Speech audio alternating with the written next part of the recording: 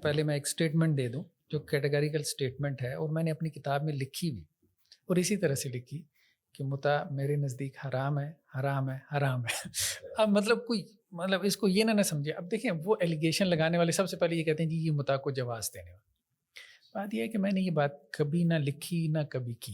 اس کو کلیئرلی اللہ کے رسول صلی اللہ علیہ وآلہ وسلم نے متع کو ایک زمانے میں اس کی اجازت تھی، اس کو منع کر دیا گیا نا، تو بعد میں اب آپ کے بارے میں یہ ایلیگیشن ہے کہ آپ اس کے جواز کے قائل ہیں۔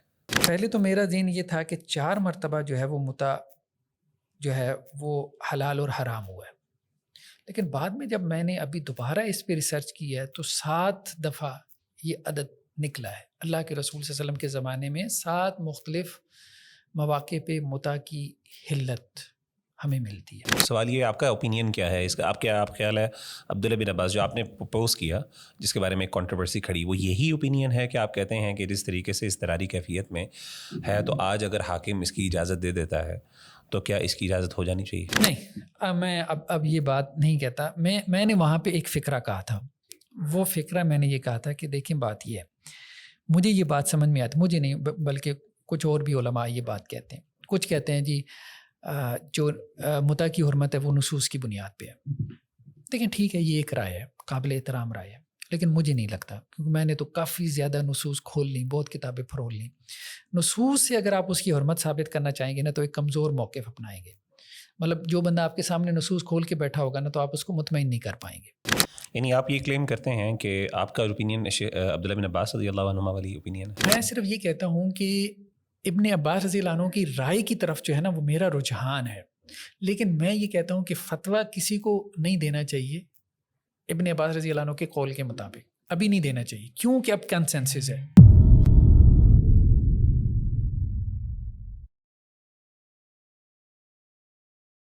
ڈاکٹر صاحب، آج کل بہت زیادہ کنٹروورسی سوشل میڈیا کے اوپر ہمیں دیکھنے کو مل رہی ہے، خاص طور پہ آپ کے حوالے سے، اور بہت سے یعنی آپ سمجھ لیں کامنٹس بھی ہیں اور ایلیگیشنز بھی ہیں آپ کے بارے میں، اور عجیب و غریب کچھ چیزیں بھی ہیں، اور میں نے بھی کچھ دیکھی، لوگوں نے فارورڈ بھی کی۔ ان میں سے خاص طور پہ کچھ آپ کے اوپینینز ہیں اسپیسیفکلی جو تھوڑے سے ڈفرینٹ ہیں ایز کمپیئر ٹو ہمارے یہاں مین اسٹریم اسکالرشپ کے جو اوپینینز ہوتے ہیں اس کے مد مقابل۔ تو میں چاہ رہا تھا کہ ایک ٹاپک جو کافی سینسٹیو ہے لوگوں کے حوالے سے، وہ ہم انشاءاللہ تھوڑا سا ڈسکس کر لیتے ہیں آج، اور انشاءاللہ اگلی سیریز میں امید ہے کہ مختلف دوسرے بھی اوپینینز کو ذرا دیکھیں گے۔ تو آج جس ٹاپک پہ خاص طور پہ میں ڈسکشن کرنا چاہ رہا ہوں وہ ہے متع کا مسئلہ۔ اب متع کا مسئلہ ہمارے ہاں ظاہر ہے ایک اس میں تھوڑی سینسٹیوٹی اس لیے پائی جاتی ہے، حساسیت، کیونکہ آبویسلی ایک ہمارے ہاں کمپیٹنگ اسکول آف تھاٹ ہے، شیعہ اسکول آف تھاٹ، اور ان کے ہاں یہ کانسیپٹ پایا جاتا ہے، اور ہمارے ہاں عام طور پہ ڈسکشن بھی خاص طور پہ جب نکاح کے کانسیپٹ کو لے کے کی جاتی ہے تو یہ کی جاتی ہے کہ فنڈامنٹل ڈفرینس دونوں کے اندر جو ہے نا وہ وقت کی قید کا ہے۔ یعنی متع کے اندر تو آپ وقت کی قید لگاتے ہیں جنرلی، جو میں لوگوں کی پرسیپشن بتا رہا ہوں جو عام انڈرسٹینڈنگ ہے، جبکہ نکاح کے اندر آپ کی وقت کی قید نہیں ہوتی۔ تو اب لوگ پھر سوال پوچھتے ہیں کہ خاص طور پہ جب اس کو کلیئرلی اللہ کے رسول صلی اللہ علیہ وآلہ وسلم نے متع کو ایک زمانے میں اس کی اجازت تھی، اس کو منع کر دیا گیا نا، تو بعد میں اب آپ کے بارے میں یہ ایلیگیشن ہے کہ آپ اس کے جواز کے قائل ہیں۔ سو اب یہ میں سوال پوچھنا چاہتا ہوں کہ آپ اپنے اوپینین کو تھوڑا سا کلیریفائی کریں کہ ڈو یو تھنک کہ آج کل کے دور میں حالات کو سامنے رکھتے ہوئے کسی ایسی چیز جو منسوخ کر دی گئی ہے کلیئرلی احادیث کے اندر واضح طور پہ، اور امت کا اس پہ ایک قسم کا کنسنسس یا اتفاق بھی ہے، تو اس کے باوجود کیا اس پہ ہم اس طرح کی دوبارہ ڈسکشن کو کھول سکتے ہیں کہ نہیں کر سکتے اس حوالے سے؟ تو میں ذرا چاہ رہا ہوں کہ آپ جنرلی تھوڑا سا اپنا نا ایک تھیسس پہلے سامنے رکھیں کہ what is actually your opinion, اس کے بعد پھر میں اس پہ جو سوالات ہوں گے وہ میں انشاءاللہ آپ کے ساتھ کروں گا۔ بسم اللہ الرحمن الرحیم۔ دیکھیں ایک بات تو کلیئر ہے نا، پہلے میں ایک اسٹیٹمنٹ دے دوں جو کیٹیگریکل اسٹیٹمنٹ ہے، اور میں نے اپنی کتاب میں لکھی بھی، اور اسی طرح سے لکھی کہ متع میرے نزدیک حرام ہے، حرام ہے، حرام ہے۔ اب مطلب اس کو یہ نہ سمجھے۔ اب دیکھیں، وہ ایلیگیشن لگانے والے سب سے پہلے یہ کہتے ہیں جی یہ متع کو جواز دینے والا۔ بات یہ ہے کہ میں نے یہ بات کبھی نہ لکھی نہ کبھی کی، ٹھیک ہے۔ ہاں، ایک علمی ڈسکشن ہے، وہ علمی ڈسکشن کیا ہے وہ 1 گھنٹے میں کھلے گی، ٹھیک ہے۔ وہ ڈسکشن کیا ہے، وہ علمی جو گفتگو میں نے کی ہے، اور اس سے محسوس ہوگا کہ ہمارے علم میں کتنی گہرائی ہے۔ مطلب ہمارے علم سے مراد ہماری جو اسلامک ہیریٹیج ہے، تراث علمی جسے ہم کہتے ہیں۔ اب مسئلہ سٹارٹ کہاں سے ہوا کہ بھائی یہ بحث آپ کو کرنے کی ضرورت کیا پیش آئی. مطلب کچھ لوگ دوست یہ بھی کہتے ہیں یار حافظ صاحب ٹھیک ہے حدیث کی کتابوں میں یہ باتیں ساری ہماری اسلامک ہیریٹیج میں کیوں لوگوں کے سامنے رکھ رہے ہیں. ٹھیک ہے, ضرورت اس لیے پیش آئی کہ دیکھیں سیکشول فرسٹریشن اس وقت ہمارے نوجوان کا سب سے بڑا مسئلہ ہے, اور جو لوگ بھی سوسائٹی میں جا کے کام کر رہے ہیں تو ان کو یہ بات سمجھ میں آتی ہے کہ جی یہ بہت سے مسائل. صحابہ اکرام کو ہمارے اوپر 3 اعتبارات سے آپ کہہ لیں کہ جی مطلب کچھ ترجیحات حاصل تھیں. ایک تو یہ کہ عرب کلچر میں سوسائٹی میں سیکنڈ میرج, سیکنڈ کیا تھرڈ فورتھ بھی بہت ایک عام چیز تھی. ٹھیک, تو ایکسیپٹنس تھی عورتوں میں تو وہ کر رہے تھے. عام طور پہ صحابہ کی آپ دیکھیں گے 7 8 8 شادیاں, عشرہ مبشرہ کی آپ نکال کے دیکھیں 7 8 سے کم تو مطلب عام طور پہ 7 8 ہے. دوسرا یہ تھا کہ لونڈی کا معاملہ تھا, جواز تھا. لونڈی کا معاملہ بھی اب آپ کہیں کہ جی یہ پچھلی صدی میں آ کے رکا ہے. ٹھیک ہے, فقہا کے دور میں بھی اس کا جواز رہا ہے. ٹھیک ہے, تو ایک دوسرا آپ کہہ لیں کہ جی ان کو ایک ایج حاصل تھا کہ وہ اس طرح سے اپنی لونڈیوں کے ذریعے سے, اور اس کی کوئی تعداد بھی نہیں ہوتی تھی, ٹھیک ہے, وہ اپنی جو جنسی خواہش ہے اس کو پورا کر رہے تھے. پھر تیسرا ہم دیکھتے ہیں کہ جو متع کا بھی جواز ان کے لیے مسلسل آ رہا تھا. ٹھیک ہے, یعنی اتنی پاور. آج ہم یہ تو ڈسکس کرتے ہیں مطلب سائیکالوجی سارا کچھ اس کی روشنی میں کہ جی انسان کی جو انسٹنکٹس ہیں ان میں سب سے زیادہ پاورفل یہ ہے, لیکن یہ نہیں ڈسکس کرتے کہ ڈفرنس کتنا آ گیا. صحابہ کرام کو جو اپنی اس انسٹنکٹ کے لیے جو انہیں ترجیحات حاصل تھیں یا جو انہیں ذرائع یا ان کے پاس جو مینز تھے اپنے اس خواہش کو پورا کرنے کے, آج وہ ہمارے پاس نہیں ہے. کیا شریعت نے قدغنیں لگا دی ہیں یا خود ہم نے قدغنیں لگائی ہیں؟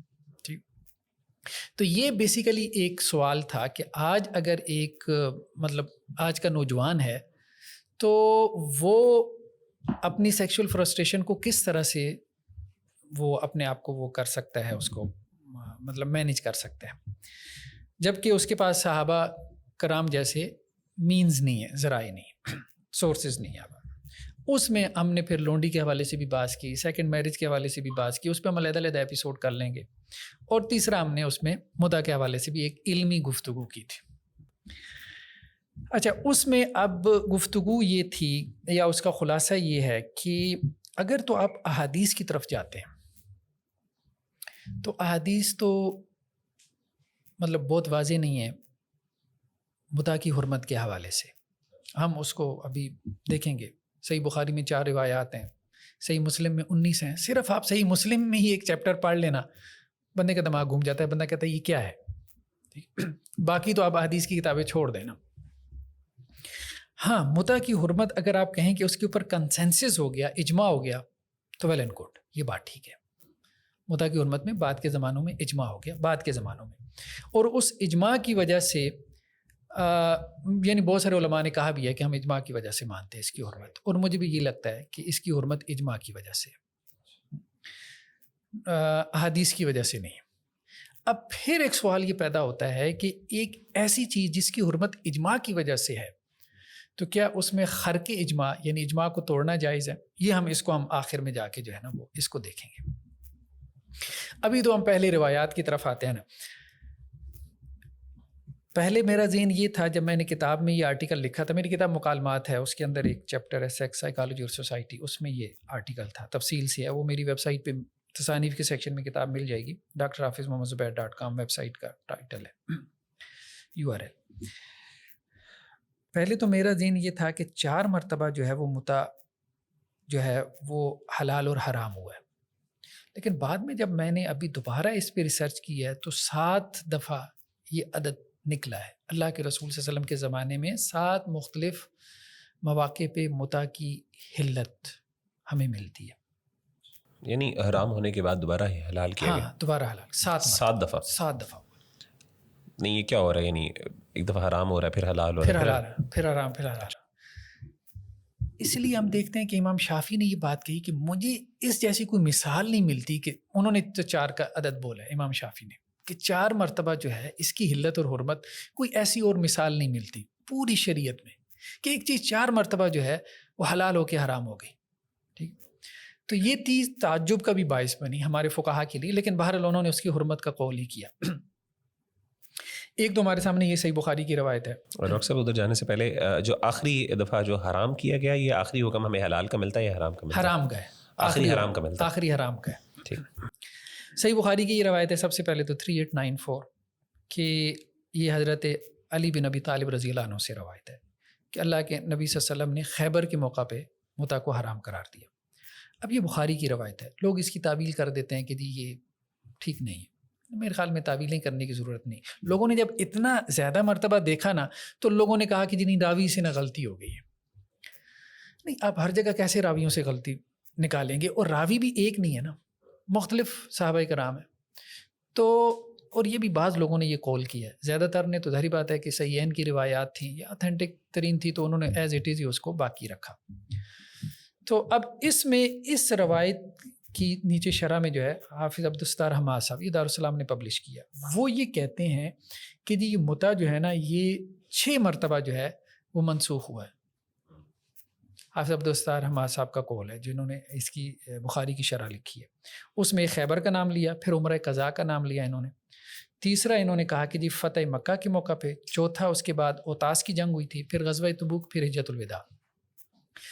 لیکن ایک اور کتاب ہے ابن ملقن کی, وہ صحیح بخاری کی شرح ہے التوضیح کے نام سے. ابن ملقن شافی علماء میں سے تھے, بڑے مطلب ریسرچر ٹائپ تھے, 300 سے زیادہ ان کی کتابیں ہیں. انہوں نے ایک 7ویں مرتبہ کا بھی تذکرہ انہوں نے کیا ہے.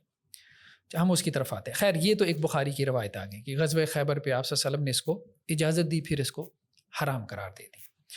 دوسری جو روایت ہمارے سامنے ہے وہ ہے صحیح مسلم کی 2506. اس میں بھی یہ حضرت صبرہ الجہنی سے روایت ہے. وہ یہ کہتے ہیں کہ آپ صلی اللہ علیہ وسلم نے فتح مکہ کے موقع پہ مطلب متع سے جو ہے وہ منع کیا, یعنی حلال ہوا اور پھر اس سے منع کر دیا. 6 ہجری میں جو آپ کہہ لیں کہ جی خیبر ہوا, 8 میں فتح مکہ ہوا. پھر اس کے بعد درمیان میں 19-20 دن کا فرق ہے. پھر ایک غزوہ ہوا, غزوہ اوتاس. اس کے بارے میں یہ روایت مسند احمد کی ہے, بلکہ اور بھی حدیث کی کتابوں میں ہے. یہ سلمہ بن اقوا سے.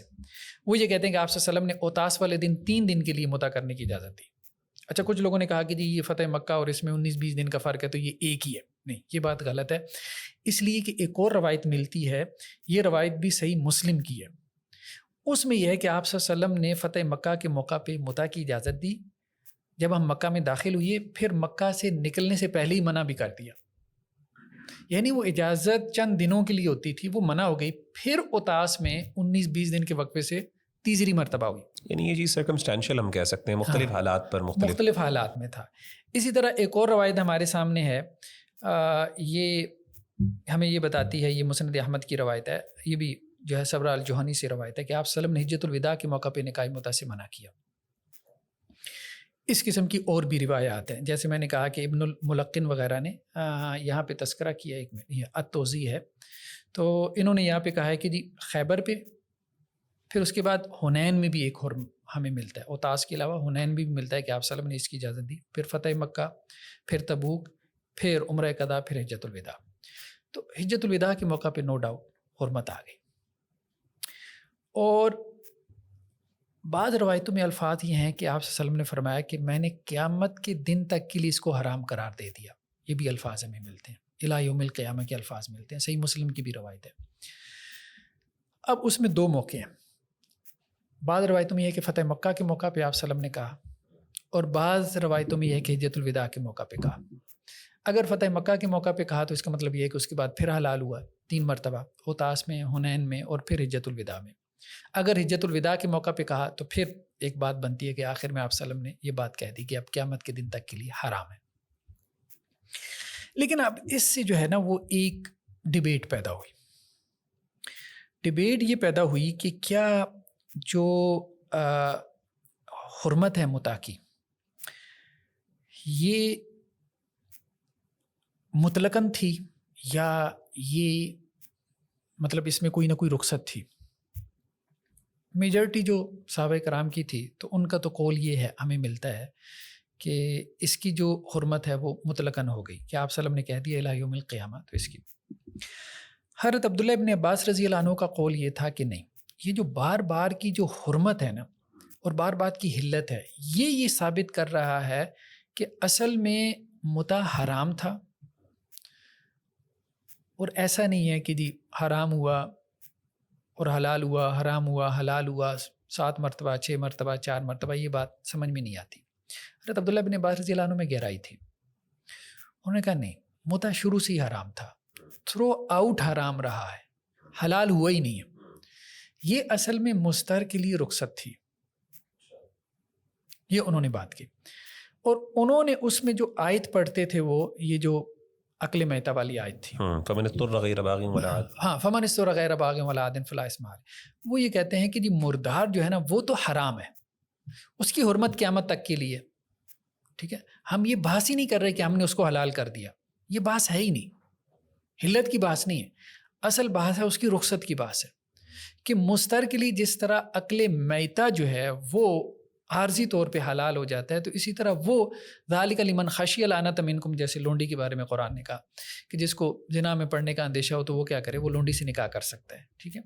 تو اسی طرح سے جس کو زنا میں پڑنے کا اندیشہ ہو، مستر ہو، کیونکہ روایتیں ساری یہ کہہ رہی ہیں، مطلب یہ ساتوں جو قسم کے جو مقامات ہیں نا، اس میں کیا ہے کہ صحابہ کرام سفر میں ہیں، اچھا یہ باقی فقہاء نے بھی یہ بات کی کہ جی ہیں جی یہ سارے تو سفر کے معاملات ہیں، اور سفر میں گھروں سے دور ہیں، بیویاں ساتھ نہیں ہیں، ٹھیک ہے، تو اب ایسے میں بجائے اس کے کہ وہ برائی میں پڑیں تو ان کو ایک رخصت دی گئی، یہ مطلب یہ عبداللہ ابن عباس رضی اللہ عنہ کا تھیسس تھا کہ ان کو یہ رخصت دی گئی صحابہ کرام کو عارضی طور پہ زنا سے بچانے کے لیے آپ صلی اللہ علیہ وسلم نے یہ ان کو رخصت دی، تو اس لیے وہ فتویٰ یہ دیتے تھے کہ یہ مستر کے لیے حلال ہے، اور آخر وقت تک یہ فتویٰ دیتے تھے۔ اچھا اس میں کچھ روایتیں اور بہت زیادہ مطلب انٹرسٹنگ ہیں، یہ عبداللہ بن عباس رضی اللہ عنہ کی آپ بات کر رہے ہیں؟ ہاں ان کی۔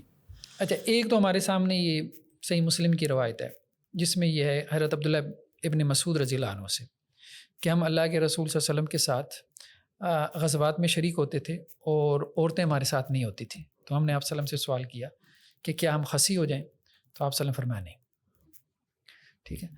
اس پہ آپ صلی اللہ علیہ وسلم نے پھر کہا کہ ایسا کرو کہ میں تمہیں رخصت دیتا ہوں کہ تم جو ہے نا کپڑوں کے ایک جوڑے کے عوض ایک مدت تک کے لیے نکاح کر لو۔ اس پہ پھر حضرت عبداللہ بن مسعود یہ آیت پڑھتے تھے، یا ایھا الذین آمنوا لا تحرموا طیبات ما احل اللہ لکم، یعنی انہوں نے اس کو طیبات میں لے گئے کہ یہ طیب تھا، اللہ کے وسلم نے اس کی اجازت دی تھی، ضرورت کے تحت اس کی اجازت دی تھی، تو اس لیے اس کو تم حرام قرار نہ دو۔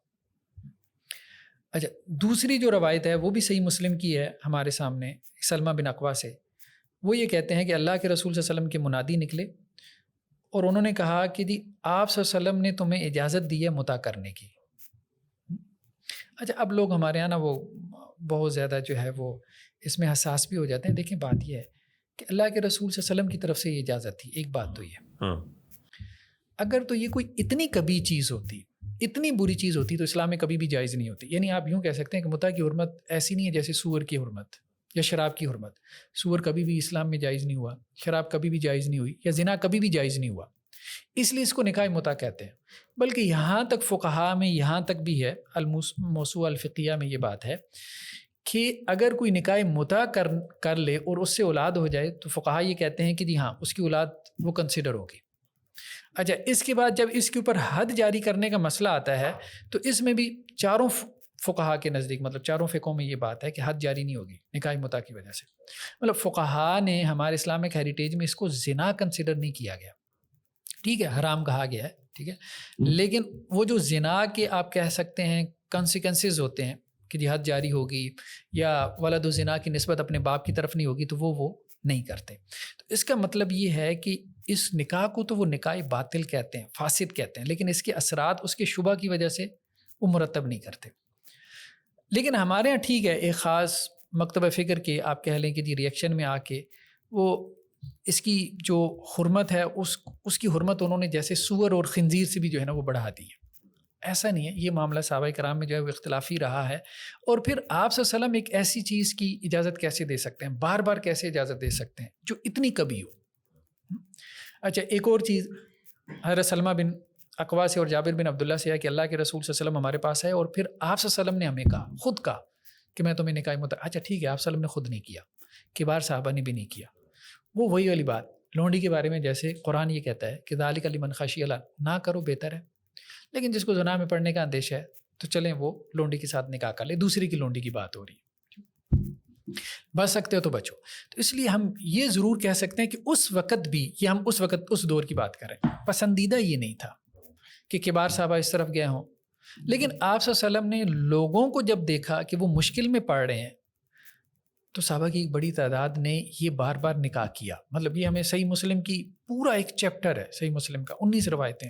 نہیں یہ ڈاکٹر صاحب حرمت کے بعد بھی کیا؟ یہ آپ نے کہا جو بار بار جب بار بار آپ وسلم کی طرف جو اجازت ہوتی تھی نا، تو اس میں صحابہ کرام کے بارے میں آتا ہے کہ وہ کرتے تھے. ٹھیک ہے، جیسے حضرت جابر بن عبداللہ، ان سے روایت ہے، انہوں نے کہا جی ہم متع کرتے تھے ایک مٹھ کھجور اور اس کے مطلب آٹے کے بس، ایک مٹھی کھجور اور آٹے کے بس ہم وقتی نکاح کر لیا کرتے تھے. آپ صلی اللہ علیہ وسلم کے زمانے میں بھی، حضرت ابوبکر اور حضرت عمر کے زمانے میں بھی. اچھا، یہاں تک کہ عمر بن حریث کا واقعہ ہو گیا. یہ واقعہ یہ صحیح مسلم کی روایت ہے کہ حضرت عمر رضی اللہ عنہ، جس طرح سے وہ طلاق کا مسئلہ تھا نا، حضرت عمر رضی اللہ عنہ کے زمانے تک جاری رہا کہ ایک مجلس کی 3 طلاقیں جو ہے وہ ایک ہی کنسیڈر ہوتی تھی. حضرت عمر رضی اللہ عنہ نے آ کے ایک ڈیسیژن لیا اور ایک مجلس کی 3 طلاقیں جو ہے وہ 3 شمار کی. اسی طرح جو متع تھا یہ حضرت عمر رضی اللہ عنہ کے زمانے تک جاری رہا. یہ صحیح مسلم کی روایت ہے. یہ عمر بن حریث والی روایت کیا ہے؟ ہاں، عمر بن حریث والی روایت، یہ روایت میں نکالتا ہوں. یہ یہاں پہ صرف صحیح مسلم اس کی طرف جو ہے نا اشارہ کیا گیا. یہ روایت یہ ہے کہ حضرت جابر کہتے ہیں کہ اللہ کے رسول صلی اللہ علیہ وسلم کے زمانے میں بھی میں نے متع کیا، حضرت ابوبکر کے زمانے میں، حضرت عمر کے زمانے میں، یہاں تک کہ عمر بن حریث کا واقعہ جو ہے وہ پیش آیا. اور جب حضرت عمر رضی اللہ عنہ کے پاس ان کا معاملہ پہنچا، یعنی انہوں نے متع کر لیا تھا، ٹھیک ہے، حضرت عمر رضی اللہ عنہ کے سامنے ان کا جو ہے وہ معاملہ پیش ہوا. اچھا، عمر بن حریث کا معاملہ کیا پیش ہوا کہ انہوں نے ایک عورت سے متع کیا، وہ حاملہ ہو گئی، وہ حضرت عمر کے پاس آئی. حضرت عمر نے کہا میں تو تجھے کوڑے ماروں گا. تو اس نے کہا جی عمر بن حریث نے میرے ساتھ نکاح متع کیا تھا، ٹھیک ہے. تو حضرت عمر نے کہا کہ گواہ کون ہے تمہارے نکاح کا؟ گواہ من شاہدہ نکاح کا. تو اس نے کہا کہ جی میری ماں اور میری بہن. تو حضرت عمر نے کہا کہ یہ نکاح بغیر ولی اور گواہوں کی ہوا ہے. یہ الفاظ عام ہیں کہ حضرت عمر نے جو، اصل میں اس بات کو سمجھنے کی ضرورت ہے کہ حضرت عمر نے جو اس کو حرام قرار دیا برسر منبر، اور پھر اس کے بعد اجماع ہو گیا، پیچھے سارا چل کیا رہا تھا. اچھا، حضرت عمر نے کہا کہ بھائی یہ نکاح تو بغیر ولی اور بغیر گواہوں کے ہوا ہے، یعنی 2 عورتیں جو ہے وہ تم نے وہ اپنا اس میں گواہ بنا لیے. تو انہوں نے عمر بن حریث کو بلوا بھیجا، ٹھیک ہے، اور ان سے پوچھا کہ جی یہ عورت ٹھیک کہہ رہی ہے. تو پھر اس کے بعد حضرت عمر نے کہا کہ جی یہ نکاح فاسد ہے، ٹھیک ہے، اور اس کے بعد حضرت عمر نے اس سے منع کر دیا. اچھا، اس میں آگے ایک اور روایت ہے کہ جس میں یہ بات بھی موجود ہے کہ عمر بن حریث کا جب یہ واقعہ ہوا تو حضرت عمر نے اس پہ تبصرہ کرتے ہوئے کہا کہ دیکھو ہم نے متع کیا، یعنی مطلب صحابہ کرام متع کرتے تھے، لیکن وہ اس کی شروط کا دھیان کرتے تھے.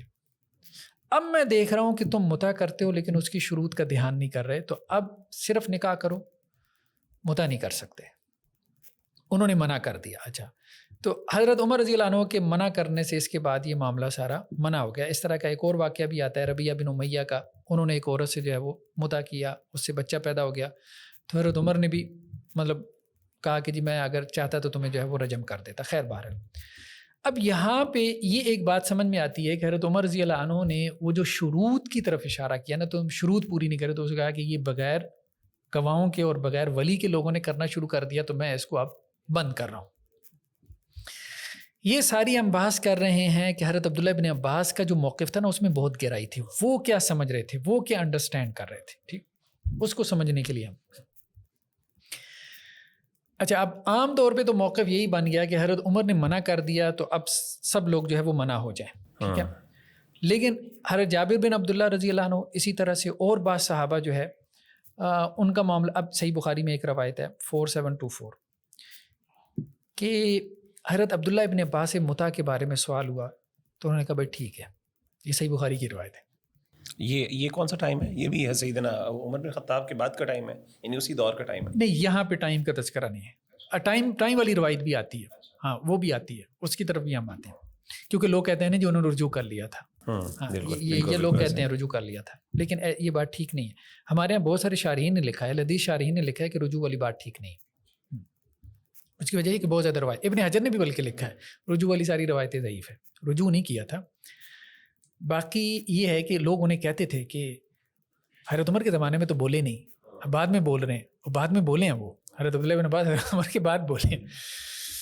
اچھا، یہ صحیح بخاری کی روایت ہے کہ حضرت عبداللہ بن عباس رضی اللہ عنہ سے متع کے بارے میں سوال کیا تو انہوں نے کہا کہ جی بھائی ٹھیک ہے، تو ان کا جو آزاد کردہ غلام تھے اس نے پوچھا، اس نے کہا، اس پہ تبصرہ کیا کہ دیکھیں بات یہ ہے، یہ آپ ٹھیک نہیں کر رہے۔ اس نے خود انہیں کہا نا، انما ذالک فی الحال الشدید وفی النساء قلہ، یہ سخت قسم کے حالات تھے، عورتیں بھی کم تھیں تو بیویاں موجود نہیں تھیں، تو آپ صلی اللہ علیہ وسلم نے سفر میں اجازت دی تھی۔ وہ غلام نے تبصرہ کیا، اس پہ ابن عباس نے کہا ہاں یہ بات تمہاری ٹھیک ہے نعم۔ اچھا، یہاں سے پھر جو ہے نا اصل میں رجوع والا مسئلہ چلتا ہے کہ پہلے وہ مطلق جو ہے وہ اباحت کا فتویٰ دیتے تھے، اس کے بعد سے انہوں نے اباحت کے قول سے رجوع کر لیا تھا اور انہوں نے پھر مستر کے لیے جو ہے وہ اس کا فتویٰ دینا شروع کر دیا تھا۔ اچھا، صحیح مسلم کی ایک روایت ہے 1406، یعنی اس کو تھوڑا سا میں کلیریفائی کر دوں، جیسے آپ نے کہا یعنی پہلے وہ اس بات کے قائل تھے کہ یہ جائز ہے ہر حالت میں، ہر حال میں جائز ہے، لیکن بعد میں ان کا یہ اوپینین ہو گیا کہ نہیں، مجبوری کی حالت میں، جس طریقے سے مجبوری کی حالت میں خاص طور پہ، اور مجبوری یہاں پہ ڈیفائنڈ ہے کہ وہ بندہ جس کو زنا میں پڑنے کا شبہ ہے، جیسا کہ وہ ذالک لمن خشی العنۃ منکم، لونڈی کے حوالے سے آپ نے مثال دی تھی کہ اگر وہ بندہ جو زنا سے ڈر رہا ہے تو وہ کسی دوسرے کی لونڈی سے شادی کر سکتا ہے۔ مطلق اباحت کے وہ قائل نہیں تھے، جیسا کہ ہمارے اہل تشیع مطلق اباحت کی طرف چلے گئے، وہ مطلق اباحت کے قائل نہیں تھے، بعد میں ان کا موقف چینج، کنڈیشنلی وہ الاؤڈ تھے اس بات کے، وہ بعد میں۔ تو وہ جو رجوع کی جتنی جو ہے نا وہ روایتیں وہ ساری اس کی طرف ہیں کہ انہوں نے حالت اضطرار کی طرف۔ اچھا، یہ صحیح مسلم کی جو روایت ہے نا، اس میں یہ ہے کہ حضرت عبداللہ بن زبیر، اچھا ان کی خلافت شروع ہوئی ہے کوئی 64 میں، حضرت عبداللہ بن زبیر کی، تو یہ ان کی خلافت کا واقعہ ہے 64 ہجری کا۔ 64 ہجری اب آپ دیکھیں کہ حضرت امیر معاویہ رضی اللہ عنہ بھی گزر گیا، حضرت حسین رضی اللہ عنہ کی بھی شہادت ہو گئی، ٹھیک ہے، واقعہ کربلا کے بعد کا یہ، اور 68 میں حضرت عبداللہ بن عباس رضی اللہ عنہ کی وفات ہوئی، مطلب یہ ان کی وفات کے قریب کا واقعہ۔ تو عبداللہ بن زبیر جو ہے مکہ میں انہوں نے اپنی خلافت قائم کر لی تھی، وہ ہمارے لیے واضح ہے، 64 سے تقریباً 73 تک قائم رہی۔ تو انہوں نے جو ہے وہ کھڑے ہو کے خطبہ دیا، تو انہوں نے کہا کہ جی کچھ لوگ ایسے ہیں کہ اللہ نے ان کے دلوں کو اندھا کر دیا ہے، اچھا، جس طرح وہ آنکھوں سے اندھے ہیں نا، اس طرح ان کے دل بھی اندھے ہیں، اور وہ متع کے جواز کا فتویٰ دیتے ہیں۔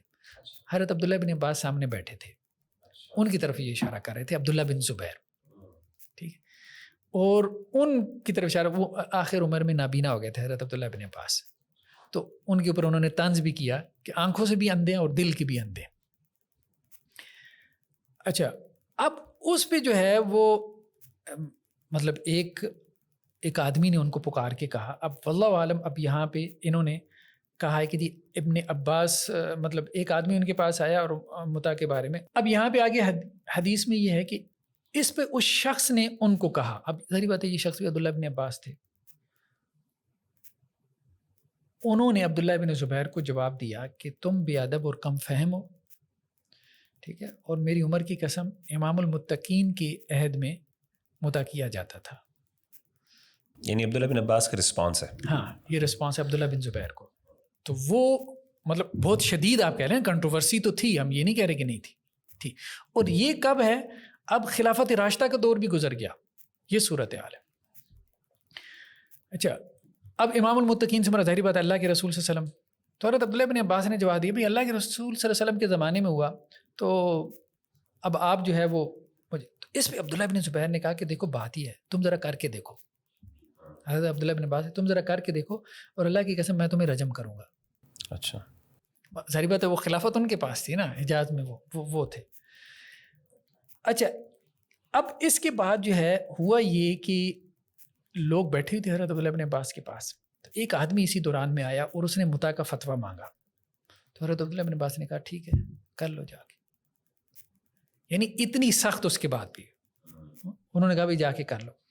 اس پہ ایک اور صحابی تھے ابن ابی امرہ انصاری، انہوں نے کہا وہاں پہ انہوں نے وہ بھی وہاں بیٹھے ہوئے تھے، انہوں نے تبصرہ کیا کہ اللہ کی قسم میں نے امام المتقین کے عہد میں متع کیا۔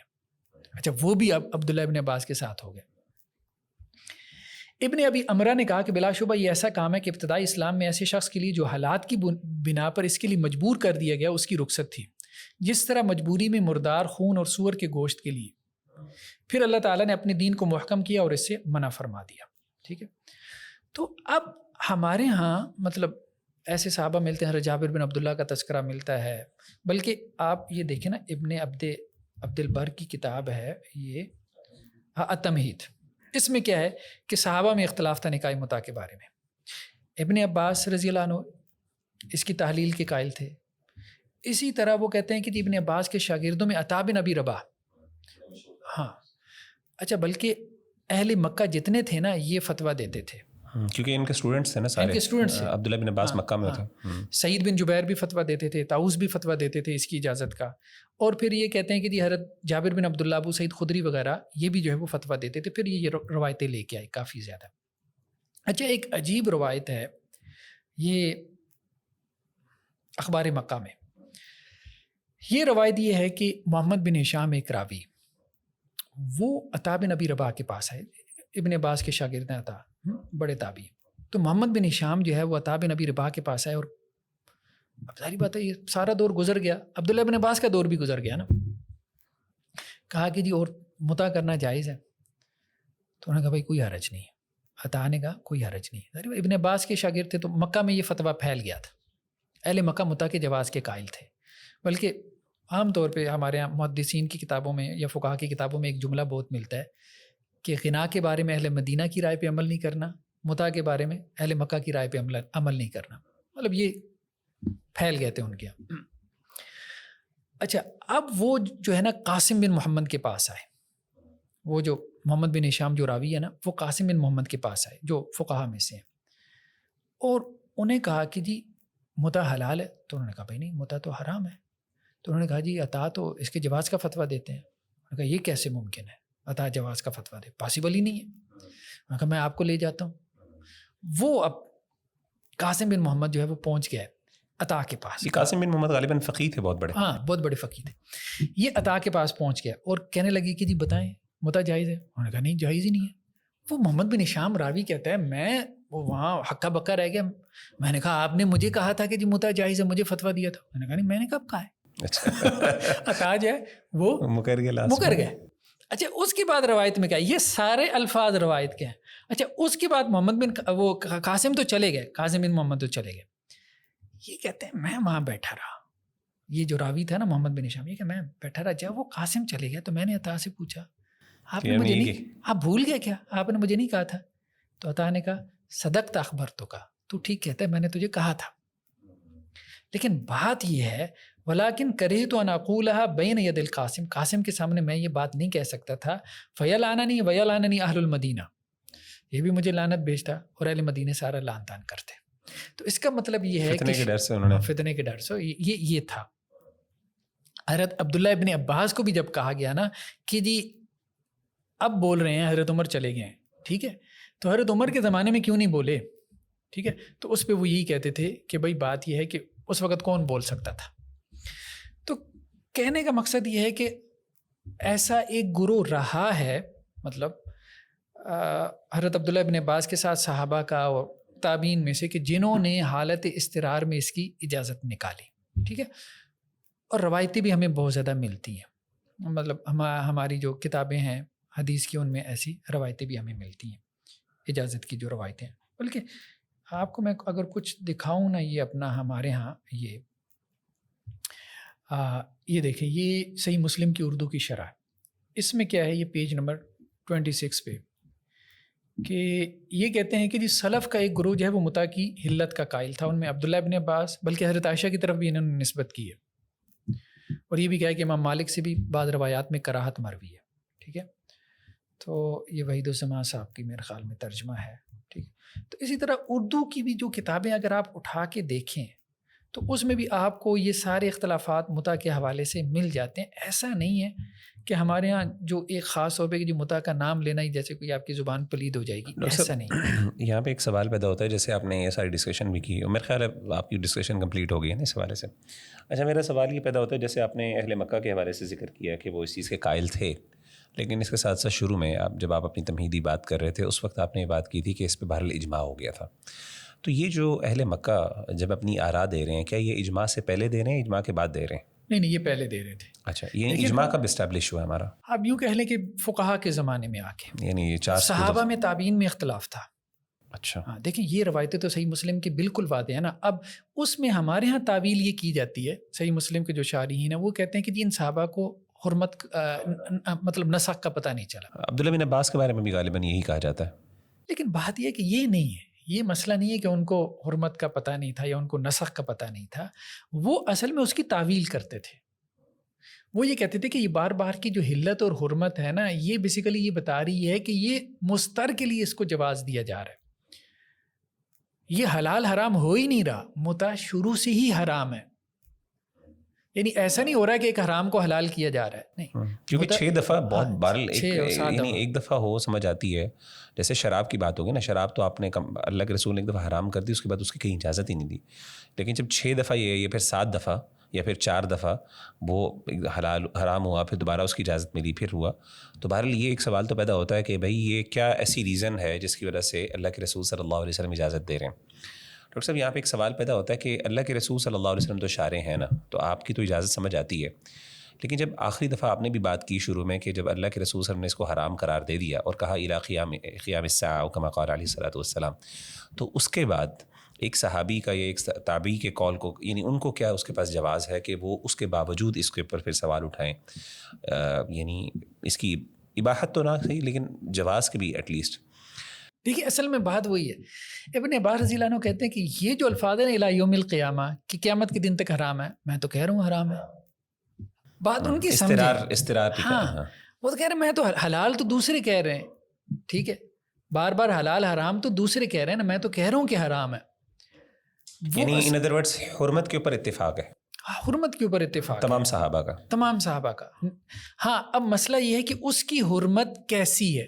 کیا اس کی حرمت ایسی ہے کہ وہ مردار کی طرح کی حرمت ہے، ٹھیک ہے، یا سور کی طرح کی حرمت ہے کہ جو مستر کے لیے اٹھ جاتی ہے، یا اس کی حرمت ایسی ہے کہ جو مستر کے لیے نہیں اٹھتی؟ ڈاکٹر صاحب اس میں جب ہم مستر کی بات کرتے ہیں تو ہم زندگی موت کی بات نہیں کرتے. جیسے مثال کے طور پہ ہمارے ہاں ریپ کا مثال کے طور پہ ہے، وہاں پہ چلیں ایک مرد یا عورت کو یعنی مجبور ہو جائے کسی بھی اسپیکٹ پہ تو سمجھ آتی ہے. اس کو ہم نے یعنی زنا کے ڈر کے ساتھ اگر ہم اس کو یعنی خوف کے ساتھ اگر ہم اس کو ایسوسیٹ کر دیں تو پھر تو یہ بہت ایسا یعنی اب ایسا دروازہ کھلے گا اللہ معاف کرے جس سے تو پھر ہر بندہ اس کے لیے جواز نکال سکتا ہے. وہ ایک علیحدہ بات ہے. لیکن ابھی فی الحال اگر ہم اس موقف کو سمجھیں نا، پھر ہم بعد میں اس کے تبصرے کی طرف آتے ہیں. ہم یہ نہیں کہہ رہے کہ ہم اس کو حلال قرار دیں، ہم یہ نہیں جی. اصل میں دیکھیں مقاصد شریعت میں جو ضروریات کی بات آتی ہے نا، وہ صرف جان نہیں ہے، اس میں آپ کی نسل بھی ہے، ٹھیک ہے. مطلب زنا کی مثال نسل میں دی جاتی ہے نا، کہ زنا کی وجہ سے آپ کی نسل خراب ہو جاتی ہے، ظاہری بات ہے، وہ حرام کا نطفہ ہے اور اس کی وجہ سے ساری نسل کا بگاڑ. تو وہ اس کو ضروریات میں نسل کے ذریعے سے لے کے آتے ہیں. جس طرح عقل ہے، مال ہے، ٹھیک ہے. تو بہت دفعہ میں آپ کو اپنا مال جو ہے اس کو بچانے کے لیے، اپنی عقل بچانے کے لیے، اور آپ کو جو ہے وہ اپنی نسل بچانے کے لیے بہت ساری آپ کے لیے جو ہے وہ رخصتیں رکھی جاتی ہیں. تو وہ اس کو بیسیکلی وہاں اس کو لے کے گئے اس حوالے سے. اب اس میں جو میں نے بحث کی تھی نا، میں نے یہ نہیں کہا تھا کہ ہم جو ہے وہ متع کو حلال قرار دے دیں، یہ بات نہیں کی تھی. میں نے جو بات کی تھی وہ بات یہ کی تھی کہ دیکھیں اگر تو آپ روایات کو سامنے رکھتے ہیں تو روایات تو اس میں بہت زیادہ سیلف کنٹرڈکشن ہے. ٹھیک ہے لوگوں نے جمع کی ہوئی ہے، لیکن ہر ایک نے اپنے طور پہ جمع کی ہوئی ہے، سیدھی سی بات ہے. کوئی ایسی جمع نہیں ہے کہ جس کے اوپر سارے متفق ہوں. تو اس کا مطلب یہ ہے کہ اس میں بہت سارے معنی نکل سکتے ہیں. یعنی روایات کس لحاظ سے، حلت اور حرمت دونوں کے حوالے سے؟ مطلب بار بار کی حلت اور حرمت کے حوالے سے جو روایات کے مسائل ہیں. پھر یہ کہ جی الی یوم القیامہ کے الفاظ جو ہے وہ فتح مکہ پہ آئے، پھر حجۃ الوداع کے موقع پہ کیوں آئے؟ جب فتح مکہ پہ الی یوم القیامہ ہو گیا تھا تو پھر بعد میں کیوں جو ہے وہ اجازت آئی؟ تو اس طرح کے بہت سے روایات میں مسائل ہیں، ٹھیک ہے. اور جو شارحین ہیں ان کو بھی وہ سمجھ میں آتے ہیں تو وہ اس کو مختلف طرح سے ایڈریس کرتے ہیں، ٹھیک ہے. یہ یہاں پہ راوی کو وہم ہو گیا، فلاں کو اس طرح سے ہو گیا، وہ اس طرح سے اس کو کرنے کی کوشش کرتے ہیں. تو اور پھر سب سے عام بات یہ ہے کہ یہ جو روایتیں آ گئی ہیں صحیح مسلم میں کہ حضرت عمر کے زمانے تک جو ہے وہ متع ہوتا رہا. عبداللہ بن زبیر کے ہاں، بعد عبداللہ بن زبیر آگے کے چلی گئی نا بہت زمانے زیادہ. تک حضرت عبداللہ ابن عباس جو ہے وہ فتویٰ دیے جا رہے ہیں، ٹھیک ہے، کہ جی آپ کر لو، ٹھیک ہے. تو اس کا مطلب یہ ہے کہ یہ ابھی تک مجمع علیہ مسئلہ نہیں تھا. اور دوسری بات یہ بھی ہم نہیں کہہ سکتے کہ جی ان کو روایتوں کا پتہ نہیں تھا. ظاہر ہے نہیں، یہ مطلب یہ میرا نہیں خیال کہ یہ امپلازیبل بات ہے. اس میں جو ہے نا حضرت جابر بن عبداللہ کا بھی جو صحیح مسلم کی روایتیں نا، اس میں انداز کیا ہے، حضرت عمر نے روکا، ہم رک گئے.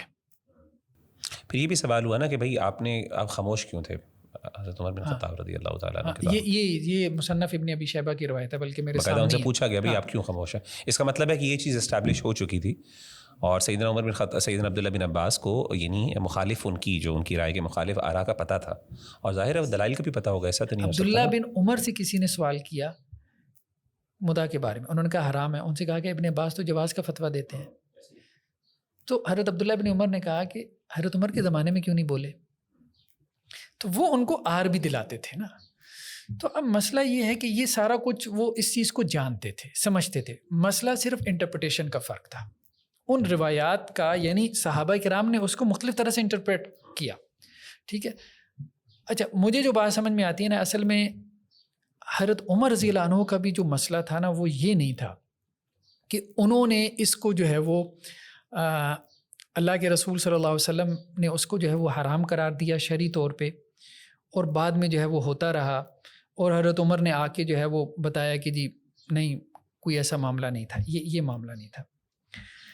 اصل میں میرے خیال میں جو بات مجھے سمجھ میں آتی ہے، اور جو حضرت عبداللہ ابن عباس رضی اللہ عنہ نے اس کی انٹرپریٹیشن کی جو مجھے سمجھ میں آ رہی ہے، حضرت عبداللہ ابن عباس رضی اللہ عنہ کی ساری بات جو ہے وہ پڑھ کے اس حوالے سے کہ انہوں نے حضرت عمر رضی اللہ عنہ کی بھی فعل کی انٹرپریٹیشن یہ کی کہ وہ ایک حکمران کا جو ہے وہ حکم تھا، اور حکمران کو یہ حق حاصل ہے کہ وہ چاہے تو اجازت دے، چاہے تو منع کر دے. یعنی اللہ کے رسول صلی اللہ علیہ وسلم نے یہ جو اجازت دی تھی، یہ بطور ایک حاکم کی دی تھی. یعنی ایز اے سپہ سالار، مطلب آپ آرمی چیف تھے ایک اعتبار سے، تو جیسے حاکم کے پاس یہ اختیار ہوتا ہے کہ وہ لونڈیوں سے تمتع کی اجازت دے، وہی تقسیم کرتا ہے نا. مطلب دشمن کی جو بھی عورتیں جو ہے وہ میدان جنگ میں ہاتھ آ گئیں، ٹھیک ہے جی، آپ اس سے استفادہ کر سکتے ہیں. تو وہ حاکم یا جو بھی ہوتا ہے، سپہ سالار ہے یا جو بھی ہے، تو وہ تقسیم کرتا ہے. تو اس کی بنیاد پہ وہ اس کو اجازت مل جاتی ہے، جس سپاہی کو بھی وہ لونڈی ملی کہ وہ اس سے استفادہ کر سکتا ہے. تو اسی طرح سے اللہ کے رسول صلی اللہ علیہ وسلم نے بطور ایک حاکم کی اس کی اجازت دی، تو وہ مستقلی اس کی اجازت ہو گئی. تو حضرت عمر رضی اللہ عنہ کے زمانے تک، حضرت ابو بکر کے زمانے میں بھی اجازت تھی، حضرت عمر کے زمانے میں بھی اجازت تھی. پھر حضرت عمر نے آ کے بطور حاکم اس سے منع کر دیا. کیوں منع کر دیا؟ ان کے سامنے یہ مصلحتیں تھی کہ لوگ اس کی شرائط پوری نہیں کر رہے. یعنی استرار کی حالت کو بھی ہم بار بار یہ کہہ رہے ہیں کہ ان کی استراری حالت کو بھی منع کر دیا حضرت عمر نے. تو اگر حاکم جو ہے استراری حالت میں بھی منع کر دے تو اس سے رک جانا چاہیے، اور اگر استراری حالت میں وہ الاؤ کرے تو وہ الاؤڈ ہو جاتا ہے. یہ مجھے سمجھ میں آئی حضرت عبداللہ بن عباس رضی اللہ عنہ کہنا چاہ رہے تھے. تو اس لیے حضرت عمر رضی اللہ عنہ کے فیصلے کی انہوں نے مخالفت نہیں کی ان کے زمانے میں. میں سمجھ گیا ہوں، یہ والی بات آپ نے وضاحت کر دی. اب سوال یہ ہے آپ کا اوپینین کیا ہے اس کا؟ آپ خیال ہے عبداللہ بن عباس جو آپ نے پرپوز کیا، جس کے بارے میں ایک کنٹروورسی کھڑی، وہ یہی اوپینین ہے کہ آپ کہتے ہیں کہ جس طریقے سے استراری کیفیت میں ہے، تو آج اگر حاکم اس کی اجازت دے دیتا ہے تو کیا اس کی اجازت ہو جانی چاہیے؟ نہیں، میں اب یہ بات نہیں کہتا. میں نے وہاں پہ ایک فقرہ کہا تھا. وہ فقرہ میں نے یہ کہا تھا کہ دیکھیں بات یہ ہے، مجھے یہ بات سمجھ میں آتی، مجھے نہیں بلکہ کچھ اور بھی علماء یہ بات کہتے ہیں. کچھ کہتے ہیں جی جو متع کی حرمت ہے وہ نصوص کی بنیاد پہ ہے. دیکھیں ٹھیک ہے، یہ ایک رائے ہے، قابل احترام رائے ہے، لیکن مجھے نہیں لگتا، کیونکہ میں نے تو کافی زیادہ نصوص کھول لیں، بہت کتابیں فرول لیں. نصوص سے اگر آپ اس کی حرمت ثابت کرنا چاہیں گے نا تو ایک کمزور موقف اپنائیں گے. مطلب جو بندہ آپ کے سامنے نصوص کھول کے بیٹھا ہوگا نا تو آپ اس کو مطمئن نہیں کر پائیں گے. ٹھیک ہے، تو اتنی مطلب احادیثیں آپ کے سامنے آ جائیں گی، آپ پریشان ہو جائیں گے، اتنی روایتیں آ جائیں گی. ہاں، آپ یہ کہیں کہ بعد کے زمانوں میں متع کی حرمت پہ اجماع ہو گیا تو میں اجماع کا قائل ہوں. ٹھیک ہے، کتاب اللہ بھی ہمارے لیے دلیل ہے، سنت رسول بھی دلیل ہے، اجماع بھی ہمارے لیے دلیل ہے. تو اجماع کو ہمیں فالو کرنا چاہیے. تو اجماع کی وجہ سے متع جو ہے وہ حرام ہے. ہاں، اب ایک سوال اس پہ یہ پیدا ہوتا ہے، اور وہ ہمارا اصول فقہ کا سوال ہے، اصولی سوال، خرق اجماع کا مسئلہ. خرق اجماع کا مسئلہ.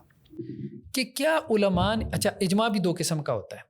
ایک وہ ہوتا ہے جو نص کے اوپر ہوتا ہے, یعنی ایک مسئلہ منسوس ہے. دیکھیں نص کو تو آپ منسوخ نہیں کر سکتے نا, اور منسوس اجماع کو بھی آپ ختم نہیں کر سکتے. ایک اجماع وہ ہے کہ جو اجتہادی مسئلے میں ہوا ہے. اجتہادی مسئلے اس کو کہتے ہیں جس میں اختلاف ہو جائے, یا حالات کی بنیاد پر کسی حالات انٹرپریٹیشن میں اختلاف ہو جاتا ہے نا, ٹھیک ہے. اجتہادی مسئلہ اسی کو کہتے ہیں کہ جس میں اختلاف ہو جائے.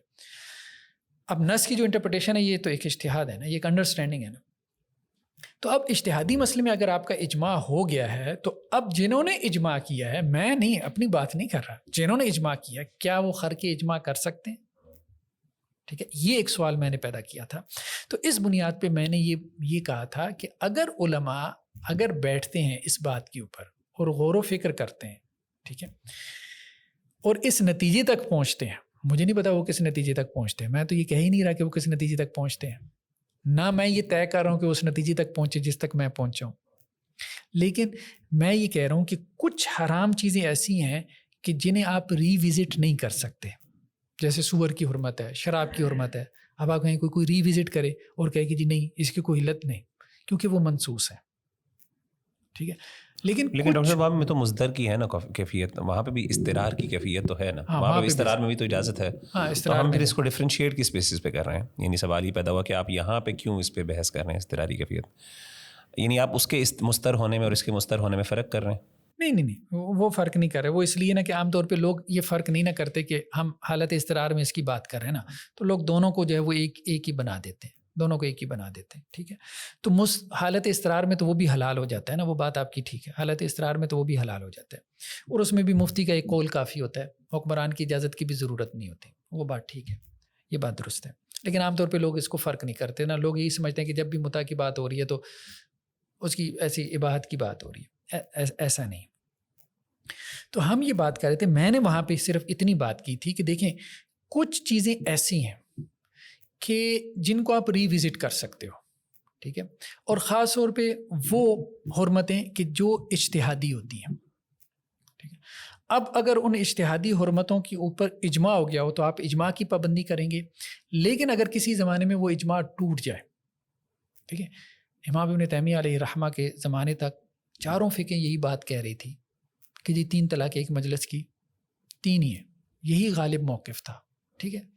ابن تیمیہ علیہ رحمہ نے آ کے کچھ 40 سے زیادہ مسائل میں ائمہ اربعہ سے اختلاف کیا. اس وقت ائمہ اربعہ کا مطلب یہی تھا کہ مجمع علیہ مسئلہ ہے تقریباً, ٹھیک ہے, یہی 4 فقہ تھی دنیا میں رائج یہی تھی. تو ابن تیمیہ علیہ رحمہ نے آ کے اختلاف کیا, وہ اختلاف لوگوں نے نہیں مانا, چلتے اب ایک وقت آیا اس کو ریاست کی قوت مل گئی, پھیل گیا, عام ہو گیا. آج ابن تیمیہ علیہ رحمہ کے جو اختلافات ہیں ائمہ اربعہ سے, ان کے اوپر قانون سازی ہو رہی ہے. ایک ڈبیٹ چلی ہے, ٹھیک ہے, اس ڈبیٹ کے نتیجے میں ایک ایکسیپٹنس پیدا ہو گئی ایک قول کے لیے, جس کے لیے صدیوں تک ایکسیپٹنس نہیں تھی. 3 طلاقیں جو ہے, ہاں, اس کے لیے صدیوں طلاق کے مسئلے کے ساتھ, کیونکہ میں آپ سے پوچھنے لگا تھا اس کی کوئی مثال دیں ہمیں, اس کے علاوہ کوئی مثال ہو, اور آپ کہہ رہے ہیں کہ 3 طلاقوں والا مسئلہ صدیوں تک اس کی ایکسیپٹنس ہی نہیں تھی. اکا دکا دیکھیں, اکا دکا تو کوئی شمار وہ تو اختلاف کیا جا سکتا ہے, صدیوں تک ایکسیپٹنس ہی نہیں تھی. یہاں تک ابن تیمیہ کے زمانے میں بھی ایکسیپٹنس نہیں ہوئی, ٹھیک ہے, کتابوں میں ہی رہ گیا ان کے اقوال. یہاں تک کہ ریاست کی قوت ملی حنابلہ میں, کچھ لوگوں نے, ان کو کچھ شاگرد ملے ابن قیم وغیرہ جیسے, بعد میں آہستہ آہستہ آج ریاستیں جو ہے وہ ابن تیمیہ کے قول کے اوپر قانون سازی کر رہی ہیں. تو بعض اوقات ایک قول صدیوں تک جو ہے وہ غالب آ جاتا ہے, ٹھیک ہے, ہم اس کو چھیڑیں گے نہیں, لیکن ہم ایک علمی ڈبیٹ پیدا کر سکتے ہیں. اور ہم یہ نہیں کہہ رہے کہ بھئی ہماری رائے, ہم کیا کہتے ہیں. اصل میرا جملہ بھی کیا ہوتا تھا, لوگ اس جملے کو نہیں دیکھتے تھے, مجھے ٹارگٹ ابن عباس رضی اللہ عنہ کی رائے پہ غور کر لو. اچھا, اب آپ یہ بھی نہیں کہہ سکتے ابن عباس رضی اللہ عنہ کی رائے پہ غور کر لو, جو فتویٰ میرے اوپر لگانا ہے ان کے اوپر لگا لو. بات یہ ہے کہ یہاں تو حدیثیں صاف کہہ رہی ہیں, مطلب صحابہ کرام مطاع کر رہے تھے حضرت عمر رضی اللہ عنہ کے زمانے میں نے تو کیا بھی نہیں نا, میں کہہ رہا ہوں کہ میں کرنے جا رہا ہوں, اب وہ میری طرف ہو جاتا ہے, اچھا اس کے کرنے کا ارادہ ہے. اچھا, صحابہ کرام تو کر رہے تھے نا, کر رہے تھے, باقاعدہ کر رہے تھے, چلو نسخ کا علم نہیں تھا تو وہ کتنے بڑے گناہ گار ہو گئے. یعنی آپ یہ کلیم کرتے ہیں کہ آپ کا اوپینین عبداللہ بن عباس رضی اللہ عنہما والی اوپینین ہے؟ میں صرف یہ کہتا ہوں کہ ابن عباس رضی اللہ عنہ کی رائے کی طرف جو ہے نا وہ میرا رجحان ہے, لیکن میں یہ کہتا ہوں کہ فتویٰ کسی کو نہیں دینا چاہیے ابن عباس رضی اللہ عنہ کے قول کے مطابق. ابھی نہیں دینا چاہیے کیونکہ اب کنسنسس ہے. وہ جو معاملہ تھا نا وہ بہت عام تھا, جو ابھی ہم نے واقعہ پڑھا نا قاسم والا, بہت عام تھا. لعنتیں جمع کرنے کا کوئی فائدہ نہیں, سیدھی سی بات ہے, ٹھیک ہے. تو ہاں ابھی آپ کے ساتھ بھی جو ڈاکٹر صاحب آپ نے بھی جو باتیں کی تو آپ کے خلاف بھی بہت زیادہ اللہ معاف کرے لعن طعن ہوئی, وہ اسی وجہ سے ہوئی کہ سینسٹیوٹی حساسیت ہے. اب یہ ہے کہ ایک کال کسی نے کر دیا نا, اب اس کال کے اوپر ایک ڈیبیٹ ہو, ڈیبیٹ یہ ہو کہ بھائی ہم اس سارے نصوص کو ری وزٹ کرتے ہیں. ابھی میں نے تو 10% بھی نصوص نہیں نکالیں, صحیح بات ہے, اسکرین پہ نہیں دکھائیں. یہ 100% جو نصوص آپ ہی کی ہیریٹیج میں ہیں, تراث اسلامی میں ہے, یہ ساری نکالیں, اس کو نکال کے ٹیبل پہ رکھیں, پھر علماء کو بٹھائیں. سارا ذہن ایک طرح سے نہیں سوچے گا.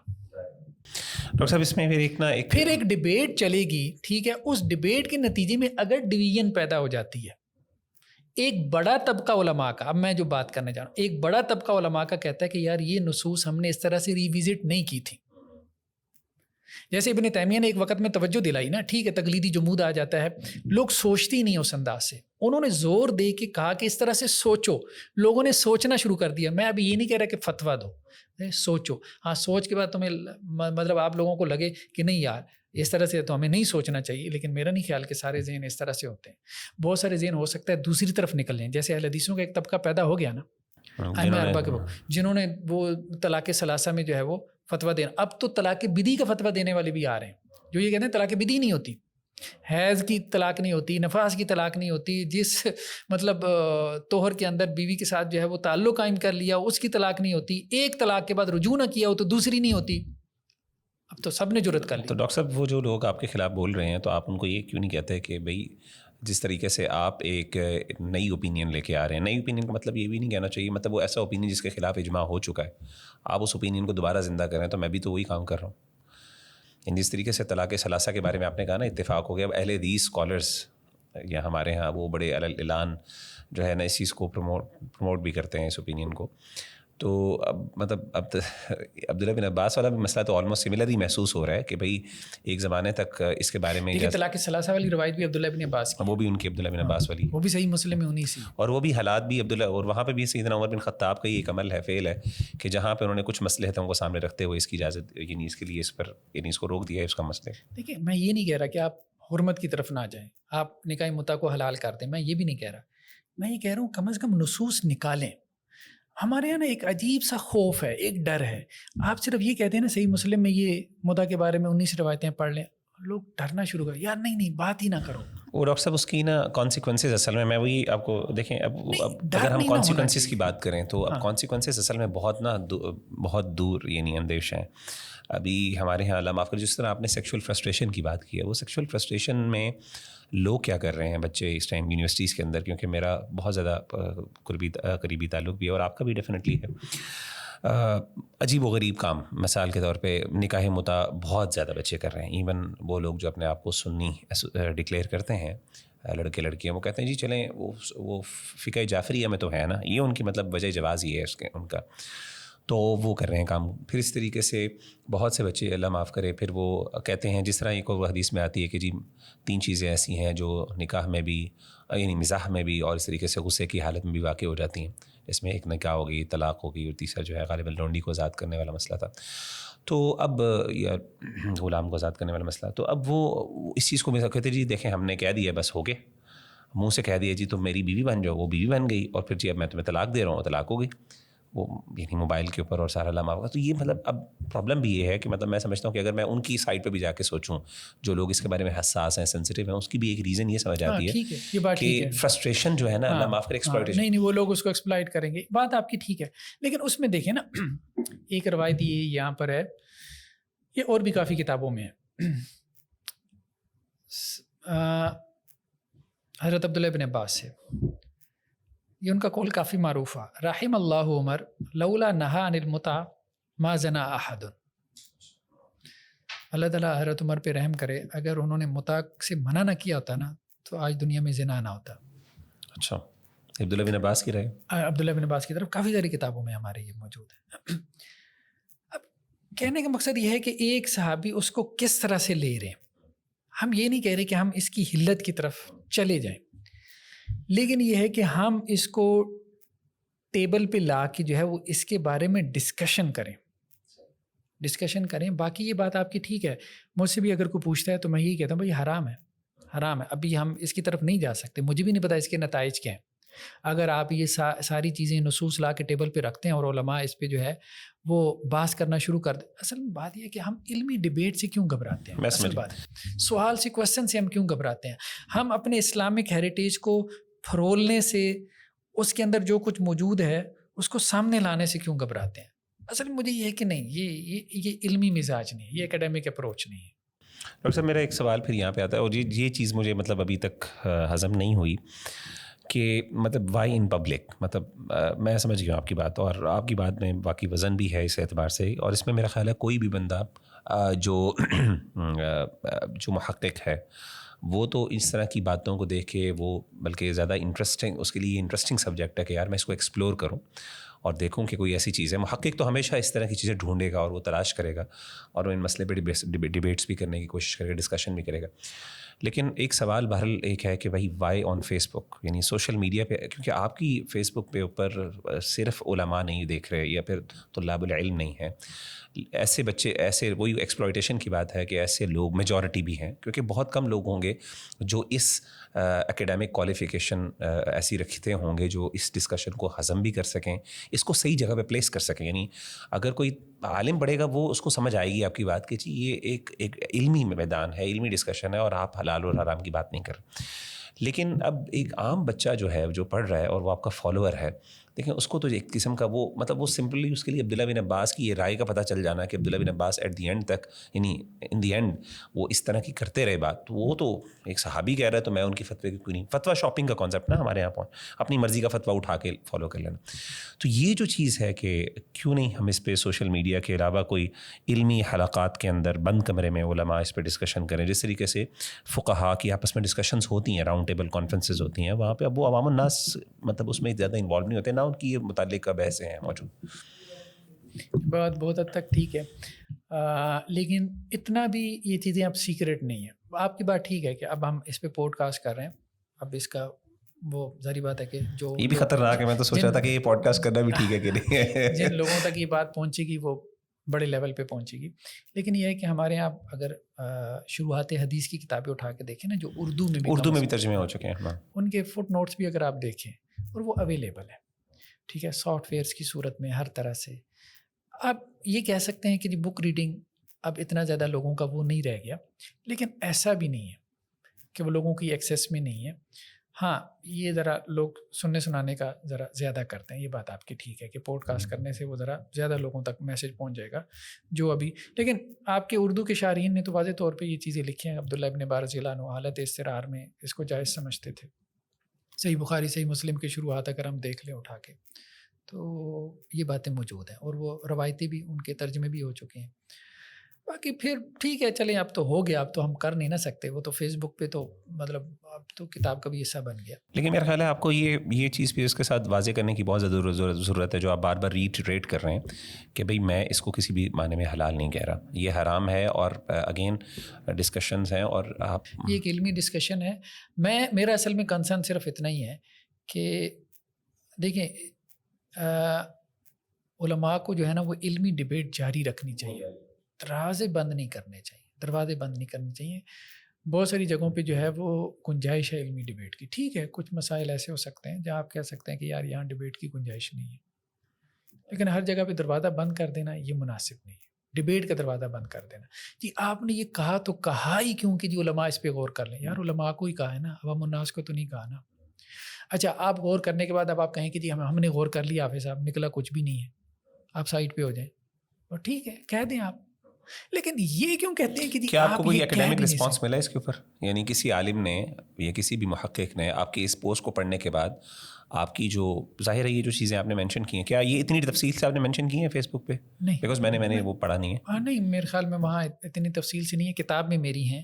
وہ پوسٹ کا بھی ایک حصہ لوگ اٹھاتے ہیں, اصل بات یہ, اور اس حصے کو جو ہے وہ مطلب لوگ یعنی ابھی تک کسی نے آپ کا علمی کوئی رسپانس نہیں دیا اس کے؟ نہیں, علمی رسپانس نہیں دیا. میں یہ چاہتا ہوں کہ اگر کوئی علمی رسپانس آ سکتا ہے نا, وہ یہ کہ یہ ساری روایتیں جو اصل میں میرا ذہن سارا کہاں سے الجھا, جب میں نے یہ روایتیں مطالعہ کی نا تو مجھے لگا کہ نہیں, روایتوں سے مسئلہ نہیں حل ہو رہا. روایتوں سے دیکھیں بات یہ کہ اگر آپ ان بائسڈ ہو کے اگر آپ ویسی ان بائسڈ ہیں, ٹھیک ہے, مجھے بہت ٹائم لگا, صحیح بات ہے, اپنے آپ کو اس چیز سے نکالنے میں کہ مجھے چیزوں کے ساتھ نا اپنے آپ کو ایموشنلی اٹیچ نہیں کرنا. ٹھیک ہے, میں ایک وقت تک یہ ساری چیزیں میں خود بھی کرتا رہتا تھا, ٹھیک ہے, ایموشنلی مشکل اٹیچ ہو ہوتا ہے جاتا ڈاکٹر صاحب, ایک طالب علم کے لیے, ایک اسٹوڈنٹ آف نالج کے لیے, ایک بیچارہ بندہ جو ہے نا وہ دین پڑھ رہا ہوتا ہے, پھر بعض اوقات کچھ چیزیں ایسی جس کو انہوں نے ثوابت کے طور پہ سمجھ لی ہیں نا کہ وہ ہلے, اب وہ جب ان کو چیلنج ہوتی ہیں تو وہ انسان انزائٹی کا شکار ہوتا ہے. ہر بندہ اور میرا خیال ہے ہر طالب علم, ایون اسٹوڈنٹس آف نالج اس سے بڑے پریشان ہوتے ہیں, میں خود پریشان ہوتا ہوں. تو یعنی دیٹ میک سینس, یعنی ہم اس کو اپریشیٹ اور اس کو ایکنالج کرتے ہیں اس چیز کو. اصل بات یہ ہے کہ میں نے پھر کوشش کی کہ انٹلیکچولی جو ہے ان چیزوں کے ساتھ اپنے آپ کو جوڑوں, اور اب میں اس چیز کی پرواہ نہیں کرتا کہ جی یار مطلب سوسائٹی کیا کہتی ہے, علماء کیا کہتے ہیں, یا ٹھیک ہے ہمیں اپنے تراث کے ساتھ جوڑنا ہے, یہ بات ٹھیک ہے, روایت پرستی نہیں کرنی, روایت کے ساتھ تمسک اختیار کرنا ہے. تو ہم جتنی بھی بات کر رہے ہیں روایت کے ساتھ تمسک اختیار کر کے کہہ رہے ہیں نا, مالا عبداللہ بن عباس بھی روایت کا حصہ ہیں, جابر بن عبداللہ بھی روایت کا حصہ ہیں, ابو سعید خدری بھی روایت کا حصہ ہیں, عطا بن ابی رباح بھی روایت کا حصہ ہیں. پھر آپ نے کہا اہل مکہ کی بات کی ہے, یہ سارے جو روایت کا حصہ, ایون کہ المبسوط ہے امام سرخسی کی, انہوں نے یہ لکھ دیا, کتنے بڑے حنفی امام ہیں, ٹھیک, وہ کہتے ہیں امام مالک کے نزدیک متع جائز ہے. ٹھیک, اب یہ چیزیں آپ نکالیں گے نا, فقہ کی کتابوں میں بھی آپ کو اختلافات مل جائیں گے. کچھ نے کہا کہ جی حرمت کے قائل ہیں, کچھ کہتے ہیں کہ جی نہیں وہ قرات کے قائل تھے. اچھا, فقہی بھی ذخیرے میں آپ کو بہت ساری چیزیں جو ہے وہ ایسی مل جاتی ہیں.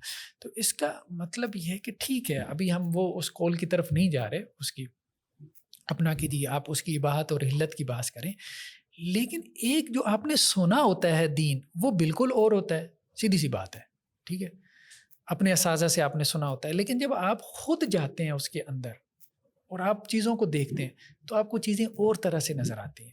تو میرے کہنے کا مقصد یہ ہے کہ اب جب مجھے اور طرح سے نظر آتی ہیں نا, تو پھر میں کہتا ہوں کہ نہیں یار, اس میں نا ہمیں چیزوں کو ریوزٹ کرنا چاہیے, دوبارہ چیزوں کو دیکھنا چاہیے, اور اگر اس سے نوجوانوں کے مسائل حل ہوتے ہوں تو بھائی کیا حرج ہے, اور اگر نہیں حل ہوتے تو ٹھیک ہے, چیپٹر کلوز کریں. میں نے کون سا کہا کہ بھائی میں اس کا ذمہ دار ہوں کہ میں اس کی جو ہے نا وہ دیکھیں بات یہ ہے کہ علماء کا ایک گروہ اگر قائل ہو جاتا ہے, مجھے آپ کو کیا پرواہ, علماء کا ایک گروہ قائل ہو جائے, مطلب ایک گروہ سے مراد یہ کہ ہزاروں علماء اگر اس کے قائل ہو جائیں, اس کو ریوزٹ کریں اور اس کے قائل ہو جائیں اور کہیں کہ جی نہیں اس طرح سے تو چیزیں ہم نے بھی اپنی آنکھیں بند کی ہوئی تھی, دیکھی نہیں, اب ہم نے دیکھی ہیں تو ہمیں بھی بات سمجھ میں آ رہی ہے کہ نہیں یار معاملہ ایسا نہیں تھا. ٹھیک ہے, اگر ہزاروں علماء اس کے قائل ہو جاتے ہیں تو پھر ان کو جا کے سمجھائیں. ٹھیک ہے, میں یہ نہیں کہہ رہا کہ فتویٰ دے, میں یہ کہہ رہا ہوں کہ صرف ایک علمی ڈسکشن جو ہے وہ اس کو جاری رہنی چاہیے, بس اتنی سی بات ہے. ہمارے دین میں جس طرح آپ نے اضطراری کیفیت کی بات کی, again now I am talking about specifically ہمارے دین کے اعتبار سے, دینی اعتبار سے, کہ ہمارے پاس دو ایک یعنی ہمارے پاس آلٹرنیٹیوز ہمارے دین نے دی ہیں. اب ضرور اس پہ لوگوں کے سوال آئے گا کہ جیسے اللہ کے رسول صلی اللہ علیہ وسلم نے ہمیں ایک سیکشول فرسٹریشن کو نکالنے کے لیے ایک سولوشن روزے کی حالت میں, وہ حدیث کا مینشن کیا کہ بھئی روزے کی حالت میں کرے انسان اپنے آپ کو اس طریقے سے کرے. دوسری چیز جو خاص طور پہ سولوشن کے طور پہ وہ ملٹیپل میرجز کی ہے. آپ کی بات درست ہے کہ ملٹیپل میرجز جو ہیں وہ ایک مشکل کام ہے, اور وہ ایک پرابلم ہمارے لیے وہ اتنا فیزیبل نہیں ہے, اور ایک بلکہ زیادہ فتنے کا شکار ہو جاتا ہے بندہ بجائے کہ وہ فائدہ کرے. لیکن ڈونٹ یو تھنک کہ اس ساری فرسٹریشن کے اندر ہمیں ایک موومنٹ کے طور پر, جس طریقے سے آپ نے یہ بات کی کہ علماء کو باقاعدہ اس پہ, علماء نہ صحیح ایٹ لیسٹ کچھ لوگ ایسے ہوں جو اس پہ باقاعدہ کام کر رہے ہیں سیکنڈ میرجز کے حوالے سے یا ملٹیپل میرجز کے حوالے سے, تاکہ ہمیں اس طرح کی ڈسکشن کرنی ہی نہ پڑے. تو بجائے یہ کہ when you say کہ ہم متع والی چیزوں کو ذرا ریوزٹ کریں, وائی ناٹ ہم ملٹیپل میرجز جو آلریڈی اسٹیبلشڈ ہیں ہم اس کے اوپر فوکس اپنا زیادہ کریں, اور ایک ایسی چیز جو, کیونکہ دیکھیں متع کے حوالے سے جہاں سے آپ نے بات کی اضطراری کیفیت میں, وہاں پہ ہمارے اس کی جیسے آپ نے بھی خود بھی مانا کہ اس کی ایکسپلائٹیشن بھی بہت زیادہ ہے, اور یہ بات بالکل درست ہے. جیسے کہ ہمارے ہاں ایک اسکول آف تھاٹ کے اندر باقاعدہ اس چیز کو ایک لیگل پروسٹیٹیوشن کے طور پہ بھی یوز کیا جاتا ہے. یعنی ہمارے یہاں اللہ معاف کرے پروسٹیٹیوشن جو مسلم ممالک میں جو ان کو لائسنسز جو ملتے ہیں وہ متع کے لائسنسز ملتے ہیں, اللہ معاف کرے. Again I am not actually commenting on the school of thought that allows it, وہ ان کی اپنی رائے ہے, لیکن اس کا ایک پرابلم ہو سکتی ہے, یعنی ایک پرابلم کریٹ ہو رہی ہے سوسائٹی کے اندر نا. تو کیا آپ کا خیال میں کہ ملٹیپل میرجز اس پہ ایک محنت, یعنی اس پہ فوکس کرنا یا اس کو ہم پروموٹ کریں کسی بھی طریقے سے, اور علماء مل کے مسلم پوری پریکٹسنگ لوگ, اور اس میں ظاہرہ خواتین بھی شامل ہیں انکلوڈنگ, اس کے ساتھ ساتھ جو ایک روزے والی بات ہے, تو کیا یہ آلریڈی سولوشنز آپ کے خیال میں ایمپل سولوشنز نہیں ہیں؟ اس میں میرے ذہن میں جو چیز, دیکھیں بات یہ ہے کہ کوئی بندہ کہاں اٹک گیا, کہاں پھنس گیا, یہ بات بہت عام ہوتی ہے. بڑے بڑے فقہا کو بھی آپ دیکھیں گے، علماء کو بھی، وہ کہیں اٹک جاتے ہیں. صحیح. امام مالک کے نزدیک نا کتے کا جوٹا جو ہے وہ ناپاک نہیں ہے. کیوں ناپاک نہیں ہے؟ ان کا ذہن جو ہے نا وہ قرآن مجید کی اس آیت میں اٹک گیا کہ اللہ تعالیٰ نے کہا ہے کہ کتے کا جو شکار ہے نا، اب ظاہری بات ہے وہ منہ سے ہی پکڑے گا نا، جا کے پکڑے گا. تو ان کا ذہن اب اٹک گیا، بس ٹھیک ہے اٹک گیا. اب آپ کیسے سمجھائیں گے؟ ذہنی پیٹرنز ہمارے ایک جیسے نہیں ہیں. اچھا میرا ذہن کہاں اٹکا ہوا ہے؟ میرا ذہن یہاں اٹکا ہوا ہے صحابہ کرام کو کیوں ترجیحات حاصل ہو ہمارے اوپر، جبکہ ان کا زمانہ ہم سے بہتر ہے، خیر القرون ہے نا. یعنی پرابلم، یہ والی پرابلم ہمارے یہاں زیادہ ہے. ہاں ہمارے یہاں کم تھی. ہاں اس کے باوجود ان کو اجازت مل رہی ہے، ہمیں نہیں مل رہی. ہاں اصل بات یہ ہے کہ ان کو وہ ٹولز اور وہ مینز فراہم کیے جا رہے ہیں جو ہمیں نہیں فراہم کیے جا رہے. کیوں؟ وائی؟ جبکہ ضرورت ہمیں زیادہ ہے اس کی. میرا دین اصل میں یہاں اٹکا ہوا ہے. تو مجھے یہ لگتا ہے کہ نہیں، صحابہ کرام کو جو ٹولز اور جو مینز ان کے لیے اللہ تعالیٰ کہیں ایسا تو نہیں ہے، میں اصل میں صرف یہ کہیں ایسا تو نہیں ہے کہ ہم نے خود سے ہی قدغنیں لگا کے وہ دروازے بند کر دیے اور اللہ تعالیٰ نے بند کر دیے، حالانکہ اللہ نے رخ سے رکھی ہوئی تھی. میں صرف یہ چاہتا ہوں کہ اس پہ ہم تھوڑا سا غور کر لیں، بس اتنی سی بات ہے. اور باقی یہ ہے کہ وہ بات ٹھیک ہے کہ جی کچھ ممالک میں یہ جو پروسٹیوشن ہے یا طوائفوں نے بھی اس کو دیکھیں، بات پھر وہی ہے. اب لوگ اس میں نا جذباتی ہو جائے. اچھا آپ کریں گے، آپ کی عورتیں کریں گی، بات ہی اللہ کے رسول صلی اللہ علیہ وسلم نے نہیں کیا، کبار صحابہ نے نہیں کیا. وہ بات ہے نا لونڈی سے نکاح، قرآن نے یہ کہا نا بھائی، مطلب ٹھیک نہیں ہے، حسب نسب والا نہیں کرے گا نا. تو وہ بھی جو مثالیں ملتی ہیں وہ یہ ہے کہ اب ظاہری بات ہے، میں تو یہ نہیں کہوں گا کہ جی اگر مثال کے طور پہ اگر یہ جائز بھی ہو جاتا، حضرت عبداللہ ابن عباس خود تو نہیں کر رہے تھے، عام لوگوں کو فتویٰ دے رہے تھے نا، یہی بات تھی. تو علماء نے تو اپنے آپ کو اس سے بچانا ہی ہے. اصل بات ہو رہی ہے سوسائٹی کی، جب آپ بات کرتے ہیں اور پھر آپ کے فتوے کے ساتھ جو ہے آپ کا اخلاص اور سنسیئرٹی کا تقاضا یہ ہوتا ہے کہ اگر اس میں کوئی رخصت ہے تو آپ خود اس کو اویل نہ کریں. اگر ایک مفتی خود ہی اس رخصت کو اویل کرنے بیٹھ جائے تو وہ کہاں سے وہ، یعنی فتویٰ بیر منیمم پہ ہوتا ہے نا. مفتی سے تو تقویٰ ریکوائرڈ ہے، تقویٰ ریکوائرڈ ہوتا ہے. تو علماء کی تو ہم بات ہی نہیں نا کر رہے، وہ تو اس طرف جائیں نا. ہم تو ایک عام جو لے مین کی بات کر رہے ہیں، ٹھیک ہے، جو کہ زنا کے دروازے کے اوپر بیٹھا ہوتا ہے. وہی جو عبداللہ ابن عباس کی رائے تھی، ہاں عبداللہ ابن عباس رضی اللہ عنہ کی جو رائے تھی کہ جی دیکھیں بات، لیکن اس میں بھی بات پھر وہی ہے، اس میں وہ شروط و قیود عائد کرتے ہیں، اس کی مطلق اباحت کے وہ قائل نہیں. اور پھر اس میں بھی مجھے یہ بات سمجھ میں آتی ہے کہ اسٹیٹ اس کو الاؤ کرے تو کرے، ورنہ نہیں. کیونکہ آپ صلی اللہ علیہ وسلم نے بطور اس کو ایک ہیڈ آف اسٹیٹ کے اس کو الاؤ کیا تھا. تو ایک تو حضرت عبداللہ ابن عباس والی رائے، ٹھیک ہے، کہ حالت استقرار میں یہ الاؤڈ ہو، اور دوسرا یہ کہ جو ہیڈ آف اسٹیٹ ہے وہ اس کو الاؤ کرے، ریاست اس کو الاؤ کرے، اور تیسرا یہ کہ اس کے میں خرق اجماع ہو. پھر ان تین کے بغیر ان تین کنڈیشنز آپ نے امپلائی کر دی ہیں نا. ایک تو یہ ہے کہ ہیڈ آف اسٹیٹس کی اجازت دے، ٹھیک ہے نا، یعنی ریاست جسے آپ کہتے ہیں کہ جی آپ کا قانون اس کو الاؤ کر دے. اب آج کل تو اسٹیٹ کی لیجیٹمیسی حاصل ہو اس کو. دوسری چیز آپ نے کہا کہ لیجسلیشن ہو جائے. اسی طریقے سے دوسری چیز آپ نے کہا کہ واقعی استقرار ہو، ٹھیک ہے، حالت استقرار میں، حالت استقرار میں. اور تیسری آپ نے یہ کہی کہ تیسری اوپینین آپ نے یہ کہی کہ تیسری اوپینین کیا تھی آپ کی اس میں خرق اجماع ہو رہا ہے. یہ بھی نہیں کہ اجماع بھی اسٹیبلش ہے، بہرحال اجماع ابھی تک اسٹیبلش، اور خرق اجماع تبھی پاسبل ہوتا ہے کہ جب اس پہ کوئی ڈیبیٹ ہو. اور ابھی ہم کیا کہہ سکتے ہیں کہ کوئی بندہ جو ابھی یہ والا کام کر رہا ہے خرق اجماع کے باوجود وہ اجماع کی مخالفت کر رہا ہے، تو ہم یہ کہیں گے حرام ہے. ہم تو یہ کہیں گے کہ حرام ہے، اس کی حرمت واضح ہے، کیونکہ ہمیں نہیں پتہ نا کہ خرق اجماع کی صورت میں کیا نتیجہ کیا نکلتا ہے. ٹھیک ہے، ہو سکتا ہے کہ اس ریوزٹ کرنے کے بعد وہی نتیجہ نکلے کہ وہ حرام ہے. ہو سکتا ہے کہ میں غلطی پر ہوں، مطلب میں نے جس طرح سے نصوص کو سمجھا ہے، ہو سکتا ہے کوئی اس میں ایسی جمع کر دے گا کہ حافظ صاحب آپ کو سمجھنے میں غلطی بالکل ڈفرینٹ نیریٹو بن جائے. ٹھیک ہے، ٹھیک. تو وہ حالت استقرار والا موقف جو ہے وہ غلط نکلا. اچھا ڈاکٹر صاحب، ایک آخری، اگرچہ یہ پراپر سوال تو نہیں ہے لیکن یہ ظاہر ہے ہماری آڈینس کے لیے، ویسے تو شروع میں نے بات کی کہ one of the reasons why we are doing this podcast, اور وہ یہ ہے کہ ایک کنٹروورسی کریٹ ہوئی نا، اور ایک سوال آپ نے اٹھایا جس کی وجہ سے لوگوں نے ایک آپ کے بارے میں اوپینین بنائی. تو میں لیکن پھر بھی میں یہ بھی جاننا چاہ رہا ہوں آپ سے کہ کیا would you recommend this podcast to everyone? کیا آپ کے خیال میں یہ پوڈ کاسٹ ہر بندے کے لیے ہے، یا آپ سمجھتے ہیں کہ ابھی بھی اس کی آڈینس اسپیسیفکلی ایک خاص طبقہ علماء کا ہے، یا پھر خاص طور پہ وہ لوگ ہیں جو آپ کے اس اوپینین سے آلریڈی اویئر ہیں، ان کو پتہ ہے and they want some clarification from your side? دیکھیے یہ بات آپ کی ٹھیک ہے، درست ہے. مطلب ہر قسم کا جو پوڈ کاسٹ ہے نا وہ ہر کسی کے لیے نہیں ہے. ایون کہ ہمارے ہر قسم کا لیکچر، ہر تحریر ہماری ہر کسی کے لیے نہیں ہوتی. تو آج کا بھی جو پوڈ کاسٹ ہے ہم یہ کہہ سکتے ہیں طلبۃ العلم کے لیے ہے. یوٹیوب میں یہ تو ہوتی ہی ہے کہ جی آپ یہ کہہ سکیں کہ جی یہ بچوں کے لیے نہیں ہے، کڈس کے لیے نہیں ہے. اب ہمارے یہاں یوٹیوب میں آپشن بھی نہیں ہے کہ آپ ریسٹرکٹ کر سکیں کہ جی فلاں فلاں اس کو، ہاں کہ فلاں فلاں اس کی ٹارگٹ آڈینس ہے. تو باقی ٹھیک ہے کہ جو دین کے سنجیدہ طالب علم ہیں، جو مدارس وغیرہ کے طالب علم ہیں، یا جو آپ کہہ لیں کہ جی فریش گریجویٹس ہوتے ہیں ہمارے یہاں یونیورسٹی کے، خاص طور پہ بی ایس اسلامک اسٹڈیز کے، تو وہ لوگ اس کے آپ کہہ سکتے ہیں کہ آڈینس ہو سکتے ہیں، ان کو یہ باتیں سمجھ میں آ سکتی ہیں. عام لوگوں کے بارے میں ٹھیک ہے، بہت ساری جگہوں پہ ہم بھی نیچے کمنٹ کر دیتے ہیں کہ بھائی یہ کوئی بندہ اور قسم کا کمنٹ کرتے تو ہم کہتے ہیں بھائی یہ آپ کی دلچسپی کا تھا ہی نہیں، یا آپ کا موضوع سے متعلق تھا ہی نہیں، تو آپ کو یہ دیکھنا ہی نہیں چاہیے تھا. یہ بات ٹھیک ہے، ایک ڈسکلیمر دیا جا سکتا ہے، آپ کی بات ٹھیک ہے، ہاں دیا جا سکتا ہے.